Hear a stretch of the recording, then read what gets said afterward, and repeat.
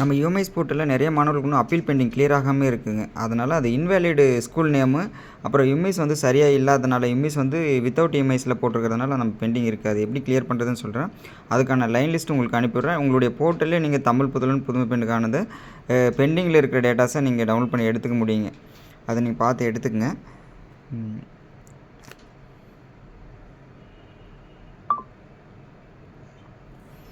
அதுக்கான line list நானே கூட அனுப்பி விட்டுறேன். இது என்ன எப்படி கிளியர் பண்ணணும் அப்படின்னா, அதுக்கான எக்ஸல் சீட் அனுப்பிடுறேன். இன்வேலிட் ஸ்கூல் நேம் வந்து நம்ம தவறாக போட்டிருப்போம். ப்ரைமரியில் போட்டிருப்போம், இந்த மாதிரி தப்பாக போட்டிருப்போம். அந்த யுஎம்ஐஸ் நம்பரை நான் காப்பி பண்ணிக்கிட்டேன். நம்மளுடைய போர்ட்டல் இவங்களுக்கு எல்லாமே எடிட் ஆப்ஷன் கொடுத்துருக்காங்க. அதனால் நம்மளால் எடிட் பண்ண முடியும். ஓகேங்களா? அதனால் அந்த போர்ட்டல் ஓப்பன் பண்ணி ஸ்டூடெண்ட்ஸ் இன்ஃபர்மேஷனுக்குள்ளே போயிட்டு கொடுக்குறேன். பாருங்கள், டு பி அப்ளைடு இவங்க இன்னும் அப்ளை பண்ணாமலே இருக்காங்க. எடிட் ஆப்ஷன் கொடுக்குறேன். இதில் போயிட்டு அந்த பர்டிகுலர்ஸ் எல்லாமே நம்ம கிளியர் கொடுத்துட்றோம். ஸ்கூல் டீட்டெயில்ஸ் எல்லாமே கரெக்டாக இருக்கான்னு பாருங்கள். கரெக்டாக இல்லைனா இது பண்ணுங்கள். இவங்க ப்ரைவேட்னு சொல்லி ஒரு சிலர் கொடுக்குறதுனால இவங்களுக்கு வந்து அக்ரி ஆப்ஷன் மட்டும்தான் என்னபிள் இருக்குது.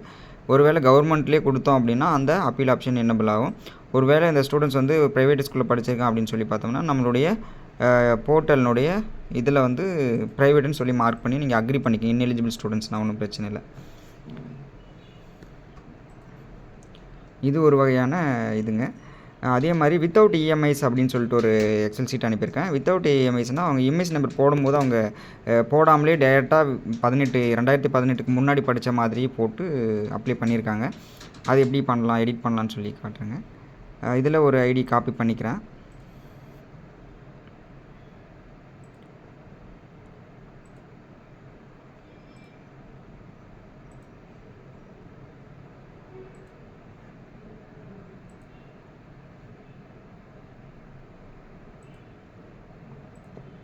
காப்பி பண்ணிட்டு பேஸ்ட் பண்ணிக்கிறேன்.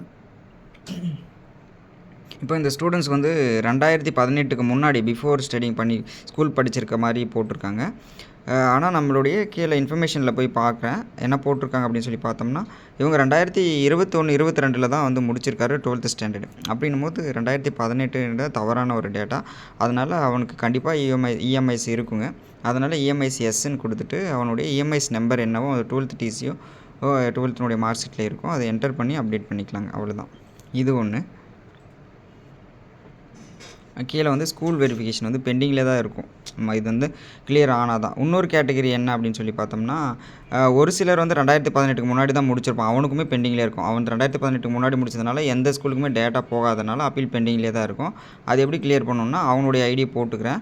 போட்டுட்டு ஸ்டூடெண்ட்ஸ்னுடைய க்ரீவன்ஸில் போகணும். கான்ஃபிகரேஷன் ஒரு ஆப்ஷன் இருக்குது பாருங்கள். அதுக்குள்ளே போய்ட்டு க்ரீவன்ஸ் ரிட்ரஸல் அதுக்குள்ளே போய் நம்மளுடைய ஸ்டூடெண்ட்ஸ் கிட்ட போனஃபைடு வாங்கிக்கணும். அவங்க இங்கே தான் படித்தான் அப்படின்னு சொல்லிட்டு ஸ்கூல் இங்கே தான் படித்தான்றது போனஃபைடு வாங்கிக்கணும். இல்லைனா 12th டிசியோ மார்க் ஷீட்டு இதெல்லாமே அட்டாச் பண்ணிவிட்டு அதுக்கப்புறம் அதில் அப்லோட் பண்ணி அவங்க வெரிஃபை பண்ணி மேனுவலாக வெரிஃபை பண்ணி தான் இந்த க்ரீவன்ஸ் வந்து கிளியர் பண்ண முடியுங்க. அதனால் நம்ம க்ரீவன்ஸில் தான் போட முடியும். அதனால் க்ரீவன்ஸ் ரிட்ரஸ் அதில் போய்க்கிறேங்க. இதில் ஸ்டூடெண்ட்ஸ் போட்டு அந்த யுஎம்ஐஸ் ஐடி டைப் பண்ணிக்கிறேன். இதில் வந்து அப்பீல் இஷ்யூன்றதை போட்டுட்டு நீங்கள் என்ன பண்ணணும் அப்படின்றது இதில் டைப் பண்ணிக்கங்க.